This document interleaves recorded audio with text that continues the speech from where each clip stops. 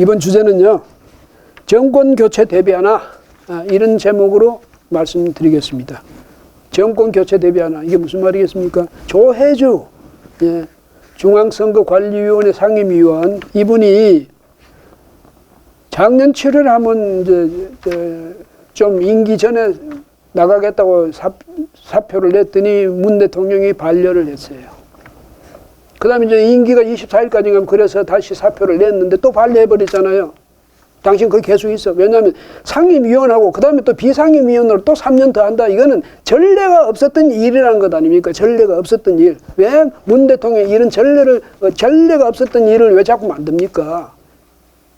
그 다음에 이 조혜주 씨는 뭐냐면 증인 채택 문제 때문에 여야가 대립해가지고 말이죠.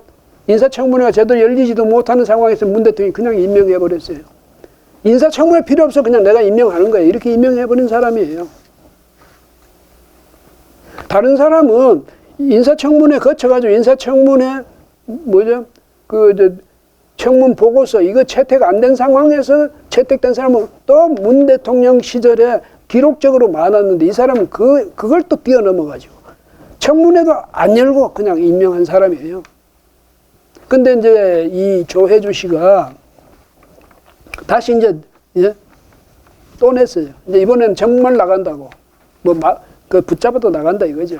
3번째 냈는데, 자신도 거기에 더 이상 있을 수도 없고, 또 이분이요, 전에 같이 근무했던 사람 이야기 들으니까 사람 개인적으로 굉장히 정의감도 있고, 또 일도 공정하게 처리하려고 노력한 원칙주의자랍니다. 그런 사람으로서 계속 여기에 그렇게 남아있기가 얼마나 힘들었겠습니까? 그동안에 온갖 여론, 언론, 여론, 여기서 아주 심한 그 공격을 받고 하니까 정말 괴로웠을 겁니다. 오죽하면 지금 다시 3번째 냈겠습니까? 그래서 이제는 기어이 나가겠다는 의지를 표명했어요.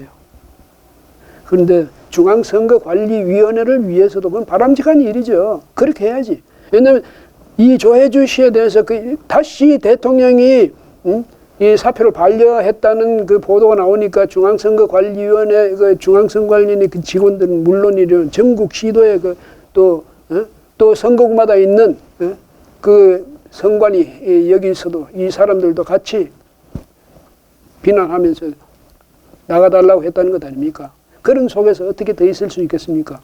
근데 개인적으로 조혜주 씨는 정말 말하자면 피해자입니다. 예? 자신이 계속 그동안에 그렇게 사표까지 계속 냈는데도 대통령이 그걸 임명권자가 그 사표를 수리를 안 해주니까 이런 상황이 됐다는 건데 이해가 되죠.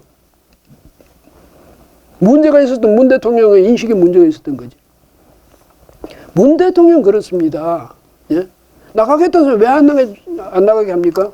아마 이제 물론 다시 무슨 또 사람을 인선을 해가지고 이 인사청문회 거치고 하는데 지금 특히 선거 시즌이니까 그건 얼마나 그런 것 때문에 복잡하고 그것이 혹시 선거 이 과정에서 무슨 돌출 변수나 돼가지고 논란을 키워내는 그런 요인이 되지 않을까 이렇게 걱정할 수는 있어요. 그 점은 이해가 되지만은 그러나 정해진 대로 법에 정해진 대로 인사를 해야 되면 하는 거예요.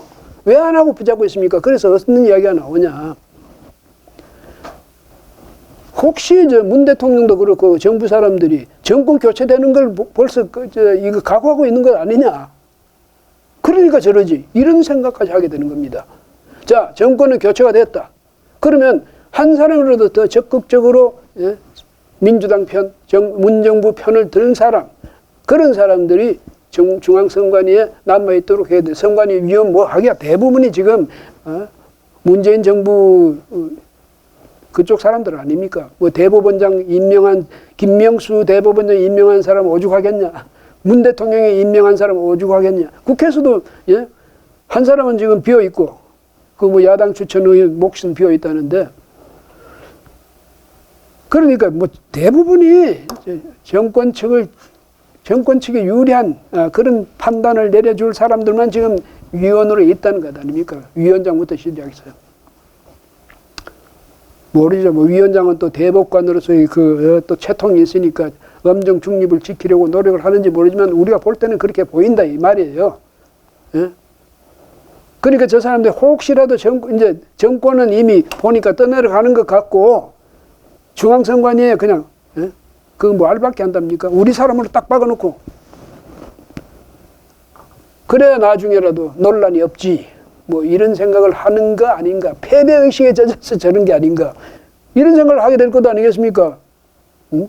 안 그러면 저렇게 무리해가면서 저런 인사를 전례가 없었던 저런 인사를 계속 하려 하겠느냐. 근데 이렇게 고집을 피우니까 문 대통령 또 지금 말이죠. 국민들 앞에 또 낯이 없게 됐죠. 왜 그 전례 없는 일을 자꾸 벌이다가 이런 상황까지 오느냐. 그 애먼 사람 조해주시고 뭐 마음고생 시키고 아래 사람들 마음고생 해도 괜찮습니까? 뭐 높은 사람을 위해서 옛날에 왕에 대해서 그 신하가 모든 것을 그냥 희생해도 된다. 그런 사고방식을 지금도 갖고 있는 겁니까? 대통령을 위해서라면. 아래 사람이야 어떤 고통이든 감내해야지. 이런 인식입니까? 제발 좀 이런 거 하지 마세요. 문 대통령 이제 임기도 얼마 안 남았는데 요즘 문 대통령 말이죠.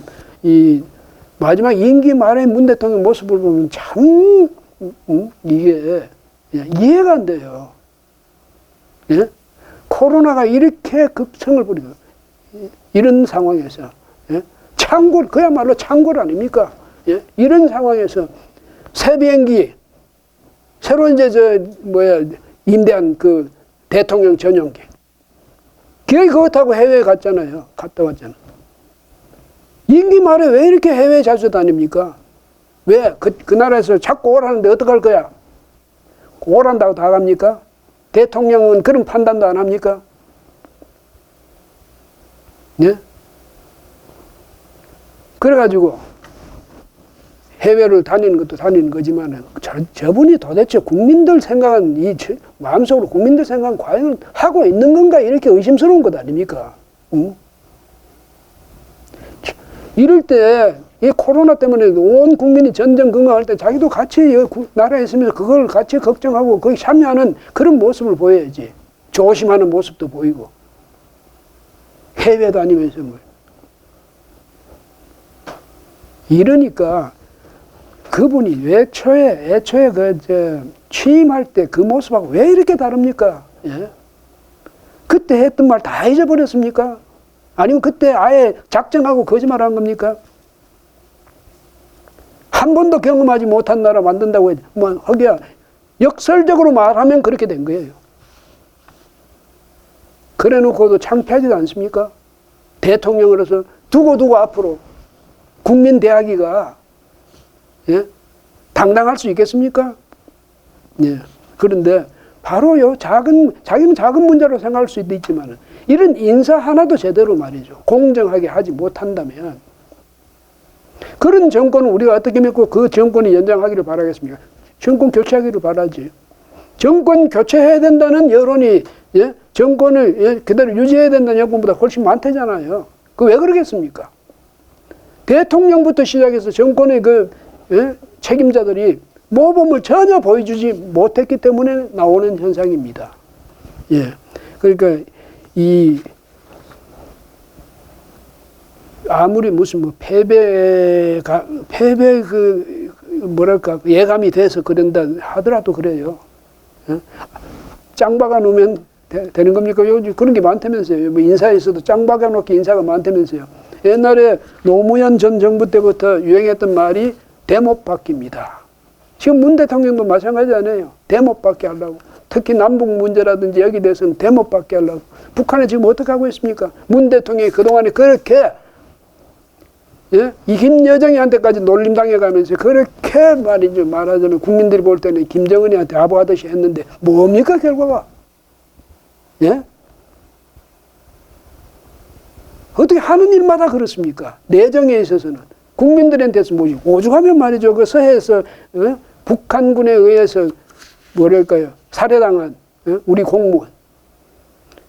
그 아들이 지금 편지를 반납하게 대통령의 친서를 반납하겠다고 청와대에 갖고 갔지 않습니까? 왜? 대통령이 왜 거짓말하냐? 고등학생을 그 아이를 속인 거 아니냐? 해결해 주겠다고 했잖아. 다 그 진상을 파악해 주겠다고 했잖아. 근데 아무것도 안 했잖냐. 그러니까 우리는 이 편지를 갖고 있을 필요가 없다고 갖다 줬잖아요. 갖다 주러 가니까 경찰이 막았어요. 아니, 반납하는 것조차 못하게 하는 거야. 그 어머니하고 그 아들하고 뭐 그렇게 무서운 존재입니까? 개인인데. 그걸 경찰이 스크럼 짜고 막아야 되겠습니까? 참 한심한 일이에요. 내가 국민들한테 이렇게 약속을 했는데 한 번도 경험하지 못한 나라를 만들겠다. 이제는 이게 나라냐 하는 여기서 이 질문에서부터 문재인 정부는 출범한다. 뭐 온갖 아름다운 공약은 다 했잖아요. 해놓고 뭘 지켰습니까? 그러면 국민들한테 미안한 마음도 갖고 부끄러운 마음도 가져야 될 텐데 세상에 말이죠. 편지 돌려주러 가니까 경찰이 스크럼 잡고 그걸 막아요. 못 들어가게. 그게 문 대통령이 국민을 인식하는 게 그 국민에 대한 문 대통령의 인식이 그겁니까? 그러니까 뭐 조혜주 상임위원 인사 문제, 그러니까 사표 반려 이거 하나만이 문제가 되는 게 아니라 요 작은 하나에서도 문 대통령의 그 정치 스타일이라든지 인식이라든지 이게 그대로 드러난다. 그 말씀을 드리는 거예요. 앞으로는 이런 식의 인사, 이걸 우리가 어떻게 민주당이 앞으로는 절대로 이런 게 없다. 뭐 이재명 후보는 나는 정부와 다르다. 지금의 문재인 정부와 다르다. 그걸 누가 믿습니까? 그 밑에 사람들이 다 그런 사람들인데 그걸 걱정하는 거예요. 그럼 이재명 후보 정말로 문재인 대통령의 정부 지금까지 이끌어왔던 이거와 확실히 다르다는 걸 뭘로 입증할 겁니까? 자기 형한테 대한 형수한테 욕설한 거 그것조차도 제대로 해명을 못하고 사과를 제대로 못하면서 거기 무슨 뭐 가처분 신청 그 책도 못 내게 책도 말이죠. 판매하거나 배포하지 못하도록 금지 가처분 신청 내는 이런 사람이 진실로 그 사람이 마음에 이 참여하는 바가 있어서 그렇다고 누가 믿을 수 있겠습니까? 이런 정부는 믿기가 어렵다. 조혜주 한 사람 짱박을 하다가 문 대통령 국민들한테 또 이런 엄청난 실망을 안기고 국민들로부터 그런 불신을 받게 됐다. 이 점은 분명히 인식해야 될 겁니다. 오늘 뉴스포커스 오늘 순서는 여기서 마치겠습니다. 고맙습니다.